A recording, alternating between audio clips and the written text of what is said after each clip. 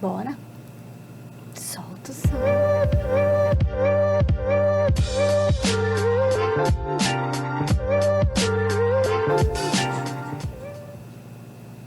Oi Brasil, tudo bem com vocês? Estou aqui direto dos estúdios da TV São Caetano para mais um Saúde e Beleza.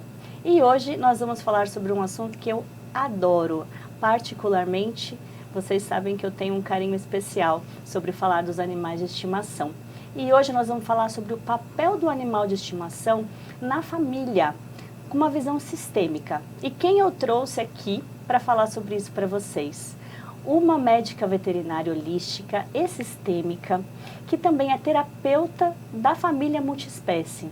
Ela é a Jaqueline Pires, que eu sempre esqueço esse Pires, Jaqueline Pires Bertoli. Seja bem-vinda, Jaque. Obrigada, Maluana. Que prazer ter você aqui comigo. Prazer é todo meu. Estou muito feliz. E hoje nós vamos falar, então, do papel dos animais na família de vocês. Porque hoje nós temos os bichinhos como um integrante da nossa família. Mas antes, eu quero falar que hoje a gente tem uma batalha de looks, porque ela veio com o apoio cultural da Melgistory, que é uma loja de roupas. Onde fica a Melgistory? A Melgistory está em transição. Ela fica ali na região do Parque das Nações e agora ela vai mais para a região do centro de Santo André mesmo. Legal. E ela vende pelo Instagram, vende, se você chama no WhatsApp também? Vende sim. Então, hoje temos batalha de look. Olha que lindas. Maravilhosas. E aqui o oficial Dona Moça, que vocês já conhecem, lá da Avenida Higienópolis 174 em Santo André, que sempre me veste, hoje com essa manguinha tulipa, que eu tô aqui, ó, in love, mostrando para vocês. Então, vamos falar um pouquinho sobre os animais, como eles estão comparado com antigamente. Como que é essa função deles na nossa família hoje? Sim, Maluana. Quando nós falamos, né, dessa questão da relação dos animais, que a gente pode colocar aí mais ou menos de 40, 50 anos atrás, é bem diferente dessa relação que nós temos hoje com eles, né? Então, a comparação desse tempo de antigamente para hoje, a função mudou muito desses animais. Antigamente, a gente tinha esses animais mais como para ter o nosso quintal, como segurança. Os animais comiam geralmente restos, né? Era para defesa. De comida. Isso, né? Essa parte da defesa. E mais com essa função protetora, né? Não que não houvesse essa questão mais emocional, o vínculo, mas esse animal ficava ali no quintal, né? Até porque foi feita essa transição dos animais que eram selvagens e aos poucos foram sendo humanizados. Eles até nos aqueciam, né? Eles tinham outras funções, até talvez mais funcionais ali. Naquela época, quando a gente fala lá, naquela época... Eu estou lá na caverna. Naquela época selvagem, a questão da caça, esses animais ali, os lobos, que eram os lobos cinzentos, eles faziam essa parte do trabalho, mas para a segurança ali mesmo daquelas pessoas, né? Quando ia caçar e deixava esses animais junto. Então, com isso, esses animais foram ficando cada vez mais próximos das pessoas e aí, com isso, começaram a ser mais humanizados, né? Então, hoje, esses animais migraram do quintal para dentro da nossa cama, né? Inclusive casa e cama. Sim. Né? E hoje eles têm esse papel e função diferente na família. Não que não seja, alguns ainda para essa parte de proteção, né? Que a gente vê muito os animais que já são focados mais assim, que moram no interior, ainda existe esse instinto maior, né? Da caça, de cuidar da casa, diferente aqui um pouquinho. Pastoreio. Isso, um pouquinho diferente dos animais que hoje estão dentro de casa e na nossa cama, né? E o papel que a gente dá para eles ali na família. E isso, então, acabou fazendo com que a gente formasse famílias multiespécie. Exato. Qual que é o significado de família multiespécie? Exato. Aí, esse termo, né, que é um termo mais... Eu nunca tinha ouvido esse termo, por isso que eu... É um tema muito mais moderno que a gente usa bem hoje. Atual. É atual. Porque, na verdade, quando esses animais fizeram essa migração para dentro da nossa casa, para a cama, eles também fizeram essa transição em relação ao nosso vínculo com eles, né? Então, quando nós falamos dessa questão da família multiespécie, a gente fala do vínculo que hoje nós, humanos, temos com esses animais. Então, a gente se relaciona com esses animais de forma diferente. E hoje eles fazem parte da família humana.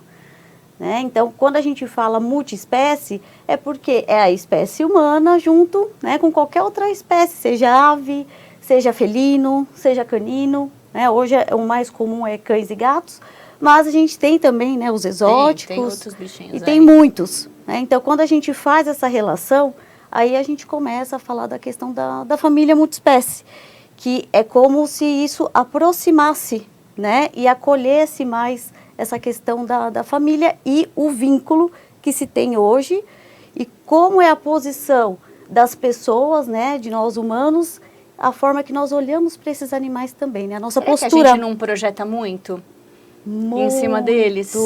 Muito. Os animais, eles quase não projetam, praticamente não projetam. A projeção, ela é humana, né? Então, até para deixar um pouquinho mais claro essa questão da projeção, a projeção é quando eu sinto algo, esse algo é meu, essa emoção, essa visão, essa percepção, e eu olho para o outro com essas minhas percepções, com as minhas visões, e eu coloco tudo aquilo no outro. Então, muitas das vezes o que eu vejo no outro está em mim. Quando eu projeto... Você inventou tudo aquilo, fez aquela pessoa maravilhosa, e era uma porcaria. É isso, tá vendo? Mas a gente está falando de família multiespécie, mas serve para aquele ser que você também ficou lá projetando suas coisas e não tinha nada a ver. Isso. A gente já falou de tanta coisa aqui nesse programa, mas eu acho que é bem importante. A gente está brincando, mas vocês ouviram ela falar que o bichinho não projeta? Então, o seu animal de estimação, ele não tem essa projeção. Não, ele não faz essa projeção, ele não projeta de volta. Então, fica muito mais fácil nós humanos nos relacionarmos com os animais. Aquela coisa que eu falo assim, eu prefiro me relacionar com o meu animal, eu não gosto de pessoas e gosto de animais, que é uma frase muito típica. Muito. Né? É muito comum das pessoas usarem. Mas é porque ele só te abana o rabo, ele só te dá carinho, ele te dá só amor de volta. Você bate dele, né? Às vezes você briga, você fala, olha o que você fez, daqui a pouco... Ele pode baixar que ele sabe, né? Que ele fez algo de errado. E logo em seguida ele volta. Né? Vai você brigar com uma pessoa... Né, para ver se ela volta. E a gente tem um mau hábito, que a gente fala, ele gosta de sofrer. Porque agora há pouco a criança estava judiando dele e ele está lá atrás da criança. Um exemplo. Sim, sim. Não é? Sim. Mas quando a gente começa a entender da onde a gente se relaciona com esses animais, fica um pouquinho mais fácil e mais leve essa postura. Né? Porque quando a gente começa a olhar para esses animais de igual para igual e entender que quando a gente fala até um pouquinho dentro da visão sistêmica, a gente conversa um pouquinho sobre as ordens do amor. E uma das ordens do amor é essa questão do equilíbrio, né? E aí você começa a olhar para esse animal não só de uma forma, tadinho, né? São pequenos, são frágeis. E não é bem assim. Esses animais, essa questão ancestral deles é muito forte. Nós que muitas vezes não reconhecemos essa força que eles têm. Não. Né? Inclusive, não é nosso, né? Não, não é. Inclusive os animais, eles têm precedência em relação a nós na Terra. Eles chegaram muito primeiro. Então eles sabem muito melhor lidar com várias questões com a vida, com a questão do controle que é humano. Né? Eles entendem que, sim, concordam com a vida. Coisa que muitas vezes a gente passa uma vida e a gente não consegue dar conta daquilo. Sim, eles absorvem e aceitam. Sim. Diferente da gente, fica dando murro em ponta de faca. Porque nós queremos controlar tudo, o tempo todo. A gente tem essa dificuldade de simplesmente viver, de aceitar, acreditar. Né? E já os animais não. Tem essa leveza. Os animais eles têm essa leveza e essa força ancestral, que todos nós temos também a nossa força, né? Quando a gente puxa essa visão sistêmica da nossa origem, da onde nós viemos, a gente tem muita força. Só que a gente não olha para a nossa força, para a nossa potência e esquece de olhar para a dos animais também. Esquece de olhar que eles têm uma origem, eles têm uma ancestralidade. Né? Até recentemente foi o Dia das Mães. Sim. Né? E aí tem aquela questão que o pessoal fala muito, né? mãe de pet também é mãe. É claro que quando a gente fala desse papel de mãe, a gente entende que é um amor muito grande, é um carinho muito grande, um vínculo né? Que às vezes as pessoas falam, eu não sei explicar, eu sofri mais, de repente, pela perda do meu bichinho do que por um familiar. Tudo verdade. E não é que a gente ama pouco o familiar, a gente não está falando isso. Mas às vezes o vínculo que a gente desenvolve com aquele animal de estimação, ele é tão forte. Todas as vezes que você tem um problema, você chega em casa, quem que você vê? O olhar do seu bichinho. E ele está sempre com um olhar amoroso. Exato. Mesmo quando ele fez a arte, se você chegar e não ver que ele fez a arte e não brigar com ele, pronto, ele já é seu bicho. Ele já está feliz, Exato. não é? Isso. Então, assim, eu acho que eles acabam tendo um olhar tão amoroso que a gente acaba fazendo um vínculo muito maior. Porque eles não têm aquela coisa de reagir negativamente às nossas atitudes. Sim. Que o humano vai ter. Então, vai ser muito, infinitamente mais fácil conviver com eles. Então, a postura, né, muitas vezes que a gente fala de uma forma, é claro, né, amorosa, mas você está falando que meu bichinho que eu amo tanto não é meu filho. Mas a questão não é, né, você chamá-lo de filho. A questão é a postura e como você se relaciona, né, com esse animal.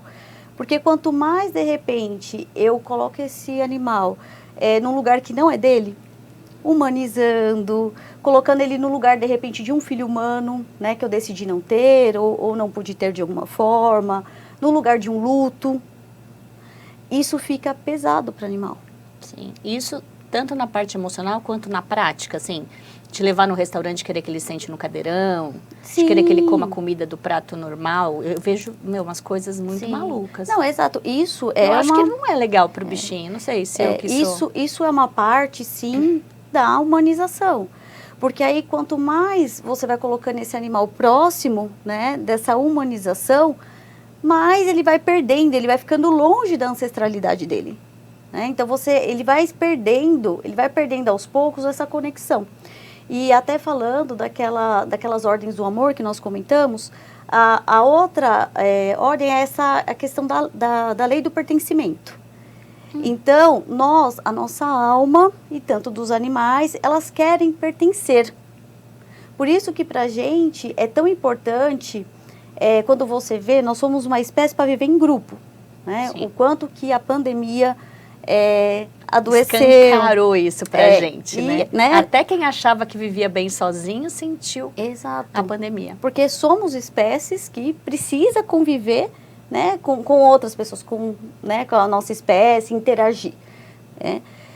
E aí, quando acontece, né, você vai humanizando esse animal vai ficando mais próximo, ele fica longe dessa ancestralidade dele e ele quer pertencer a algo. Como ele está longe dessa questão da ancestralidade, porque ele, de repente, é um animal que só convive com humanos. Sim. Ele não convive com outros animais Muitas da espécie vezes, né? dele. E aí ele vai pegar hábitos, inclusive humanizados. E aí é onde a gente até fala do espelhamento. Que aí o espelhamento é muito comum o animal fazer, que é diferente da projeção. Né? Quer se espelhar naquilo que a gente faz? Aí ele começa a ter um espelhamento, ele pode espelhar comportamento, né? Então, por exemplo, que o tutor é uma pessoa mega ansiosa. Caramba! Esse animal, ele vai começar a apresentar comportamentos de ansiedade. É claro que cada espécie, de repente, ela vai apresentar de uma forma, né?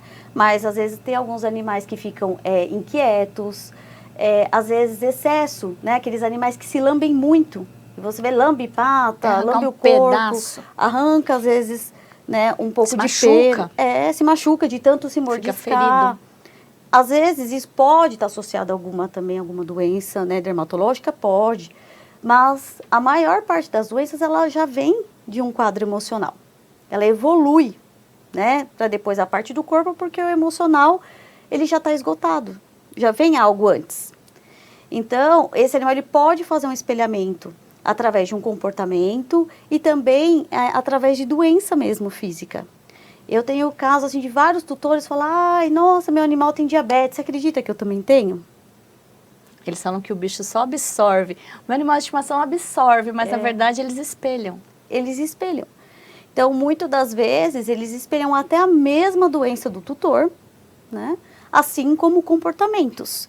É a mesma coisa de falar assim, eu faço isso por você, eu fico neste lugar por você. Né? Não. E é um processo, é claro que o tutor, né, muitos falam assim, mas Então, você está falando para mim que eu que estou deixando o meu animal doente? Aí o negócio vai ficar maior. Não, né? Não é assim. Até porque hoje, né, tudo que a gente está trazendo é para elevar a consciência.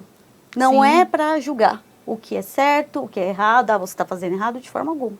É para elevar a consciência. É isso que eu falo para eles. Os animais, eles estão aqui para uma troca evolutiva com a gente, né? Então, eles estão a serviço ali do nosso sistema. Inclusive, a mãe, o pai dele, todos que vieram antes estão a serviço do meu sistema familiar, né? Do meu sistema, de tudo que eu passei ali, dos meus ancestrais, dos meus pais e até, né, bem para trás. Então, é um sistema que está ali favorecendo o outro, fazendo uma troca evolutiva. Então, de certa forma, nós não estamos aqui sacrificando, o animal é coitadinho por conta disso. Pelo contrário. É uma reciprocidade. É como se ele falasse assim, estou fazendo isso por você, porque eu estou a serviço do seu sistema, mas ao mesmo tempo eu quero que você se olhe. Eu quero que você se cuide, que você se conheça, para que de repente o animal não precise fazer isso pela pessoa, pelo tutor, né? Então, quando esse tutor ele começa a ter mais, elevar essa consciência, tendo uma autorresponsabilidade, né? Os animais, eles entram no lugar, animais e crianças, porque as crianças também, elas são muito sensíveis a toda essa parte da função da família ali humana, né? Da dinâmica das relações. Sim, são mais ingênuas, né?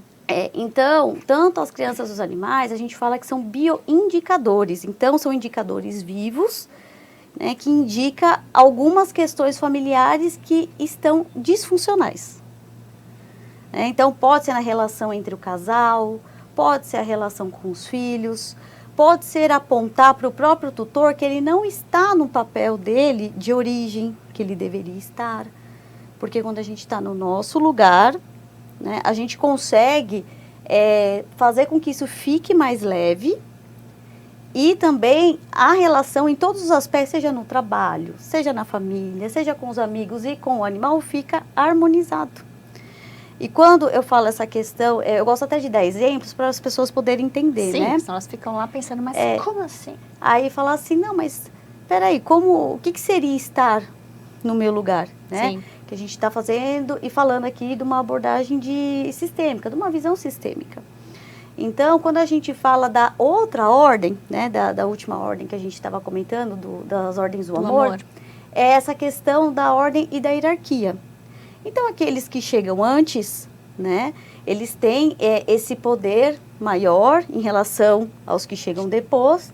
É claro que quando a gente fala, por exemplo, de irmãos, o irmão mais velho, ele acaba tendo um pouco de mais respeito em relação aos mais novos. Mas em questão de hierarquia, são iguais. Tem a mesma função, vamos dizer assim. Sim. Quando nós falamos de pai e mãe, aí é diferente. Porque além de vir antes, eles têm uma hierarquia sobre os filhos. Sim. Tá? Independente, é importante, independente de como esses pais são. Independente se eles conseguiram agir com essa função de pai e mãe. Que às vezes inverte. Às vezes a pessoa ela cresce, ela não sabe quem é a mãe, ela não sabe às vezes quem é o pai. E tem várias coisas. Meu pai não foi o pai que eu queria, não me assumiu. Enfim, tem várias questões. Sim. Mas a gente está falando daquele ser humano que te deu a vida. Sim. Independente de como ele conseguiu dar conta disso.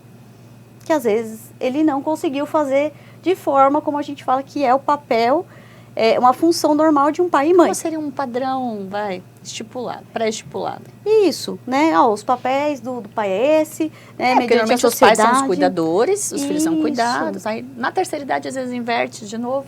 Tanto que eu brinco, eu falo, no Dia das Mães mesmo eu falei, para você que é mãe da cegonha, mãe da barriga, mãe de humano, mãe de bicho de estimação, você que já inverteu o seu papel e hoje você é mãe da sua mãe, do seu pai, de sua avó. Porque é verdade, existe uma inversão, mas existe uma inversão saudável e existe uma inversão patológica. Isso. Então, aí porque assim, as pessoas, dessa parte da visão sistêmica, eu percebo muito que as pessoas confundem. Então, muitas vezes fala assim, se não posso inverter os papéis, se eu não posso cuidar da minha mãe, mas minha mãe é idosa e doente, então não vou cuidar? Não é Calma. dessa postura. Não é. Quando a gente fala da visão sistêmica, gente, é uma postura interna minha. É como eu me relaciono, eu sou a parte de algo muito maior. Sim. Né? Então, é como eu sou a parte de um todo. Essa que é a parte da visão sistêmica. E você vai vendo essas ligações. Quando você já vai aderindo essa questão da visão sistêmica na sua vida, bem aos pouquinhos você já vai entendendo como é que funciona. Então, até o exemplo de visão sistêmica, que é uma coisa assim muito, né, muito básica. Quando você vai fazer uma compra, você quer comprar algo. Ah, mas não importa, eu vou comprar esse daqui mesmo, porque, né, sei lá, é o que está mais barato, é o que me atende, nem vou pesquisar muito, é isso aqui. Mas aí, você não para, de repente, pesquisar como é que vai chegar até mim, vai vir de uma forma honesta, isso está sendo feito de repente, por mão escrava. É o senso de coletividade que está perdido. Isso. Então, a visão sistêmica, ela pode ser uma coisa macro, que a gente fala assim, né? Porque isso atingiria, nossa, quantos sistemas, e, né, uma abordagem até do micro de nós próprios. Dali. Com a nossa própria relação, porque isso tem tudo a ver com a relação que nós fazemos em casa, com os nossos familiares, com os animais, né, como a gente se relaciona como um todo. Então, quando a gente vai vendo como a gente se relaciona e da onde, de que postura a gente se relaciona, a gente vai abrindo essa consciência e vai entendendo um pouquinho. Então, quando eu relaciono, né, eu falo assim, mas eu estou sendo mãe da minha mãe. Que a gente comentou. Como é que é ser mãe da mãe? Não é você fazer a sua parte como filha ou filho, cuidando da sua mãe, porque ela está idosa e a gente sabe que com outras isso... necessidades. Isso, tem algumas prioridades. Sim. Não consegue ir no médico sozinha, você está fazendo o seu papel como filho e filha. Né? Agora, a partir do momento que você é mãe da mãe, mãe do pai, e a gente sente essa postura, porque ela é pesada. Né? Quando você tem essa postura de estar fora do seu lugar de origem, você sente um peso. Sim. Né? Porque é a mesma coisa.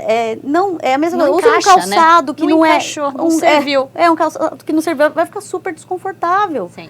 Você não vai conseguir andar direito, você vai tropeçar. Você vai andar, mas vai ser difícil. Então, esse é o processo, né, da visão sistêmica que a gente fala de estar no meu lugar. E aí, onde entram os animais em tudo isso? O que é a medicina veterinária sistêmica? E onde entram os animais em tudo isso? Nós, né, dessa parte da medicina veterinária sistêmica, a gente atua nessa relação. Então, tem a questão da visão sistêmica, né? E aí nós atuamos nessa relação dos animais com os tutores, nessa dinâmica familiar, nessa família multiespécie. E aí, pondo umas imagens que tem até os seus atendimentos. A Jaqueline também é veterinária clínica, faz atendimento domiciliar. Os animais, que fofo, de chapéu de bruxa. Você viu que lindos. Olha como eles já recebem. Sensualizando, tem alguns que são meus. Essa é a minha Clarinha. Essa é a Megma querida. A constelação. Isso. Alguma dessas fotos, assim, mostra, né, a terapia holística, que é o reiki e a cromoterapia, que já são focados aí em reequilibrar o corpo energético, o corpo emocional dos animais.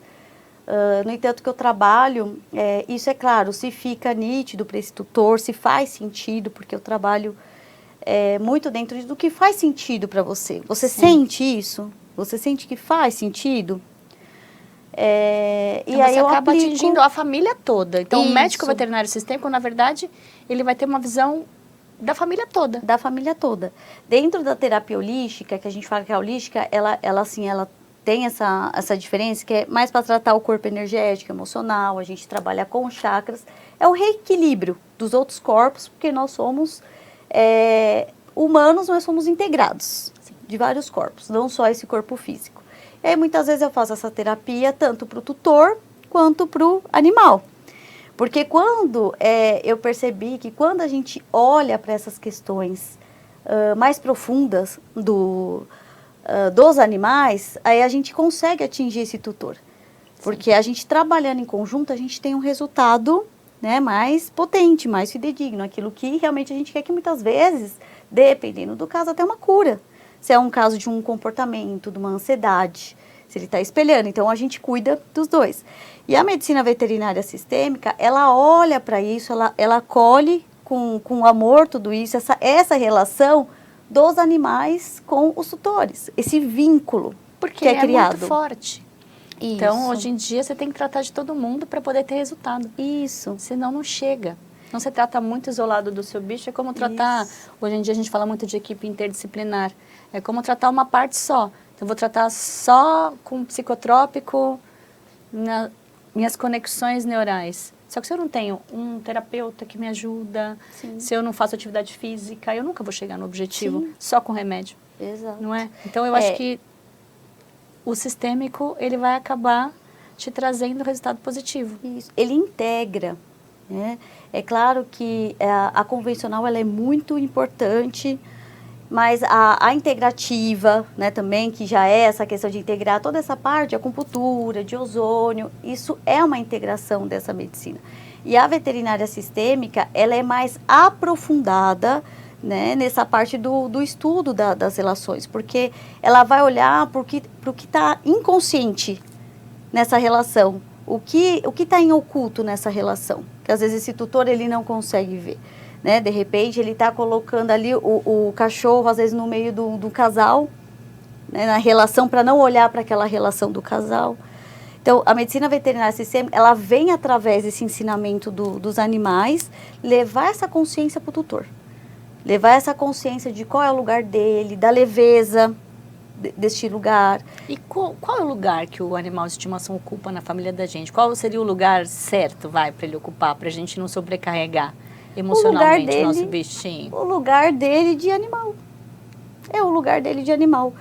É claro que, mas o fato de ele dormir na minha cama, isso é ruim. A questão não é esses processos. É ruim se ele quiser dormir em cima de você, igual os meus. Aí é péssimo, mas você tem que pôr para dormir em outro lugar. Mas eu falo, é a postura que nós temos. É deixar ele ter aquela conexão da ancestralidade. Porque muitas vezes os animais, eles fazem alguns comportamentos que são do instinto deles, mas a gente quer evitar, quer chegar da rua, passar álcool na pata, para não sujar a casa. Caramba, verdade. Põe luva, aquelas luvinhas, eles andam tudo esquisito na rua, tadinho. Aí vai distanciando, né? Vai distanciando eles, aí com isso tem que fazer com que eles fiquem mais perto dessa família humana e quer pertencer mais a essa família humana e vai se perdendo deles. Então, é aceitar, olhar para eles com essa naturalidade, da onde eles vêm, honrando, né, toda essa ancestralidade, honrando todos esses costumes que é da espécie, entender da espécie. Para que a gente consiga conviver de forma saudável. Isso, né? E também ver qual que é o meu lugar, achar o meu lugar. Porque se eu não tiver no meu lugar, o restante provavelmente vai estar também disfuncional. E eu também vou tratar o meu animal de forma errada nessa dinâmica familiar. Nessa dinâmica que fica doente. Isso. Eu adorei ter a Jaqueline Bertolli aqui comigo hoje. Jaque, eu não acredito que o tempo passou. A gente estava aflita, achando que a gente não ia conseguir ocupar meia hora. A gente precisava de 1h30 hoje aqui. Nossa, porque eu queria mostrar. Ela faz um trabalho de âncora também, não é? Sim. Ela faz a cromoterapia, faz reiki. Sim. Gente, não deixem de entrar nesse Instagram, @jaqueline.bertolli, para dar uma olhada. Ela tem os vídeos, ela faz live. Ele é bem especial. É uma visão diferenciada, vocês vão se encantar, vocês vão se apaixonar, assim como eu. Então, Jaque, muito obrigada. Foi um prazerzaço ter você aqui hoje. O prazer foi meu, muito bom. Brasil, um grande beijo para vocês. Muito obrigada por me receberem novamente na casa de vocês, por compartilharem com os amigos. Dona Moça, obrigada pela tulipa, eu amei. Um beijo, até o próximo Saúde e Beleza. Tchau, tchau.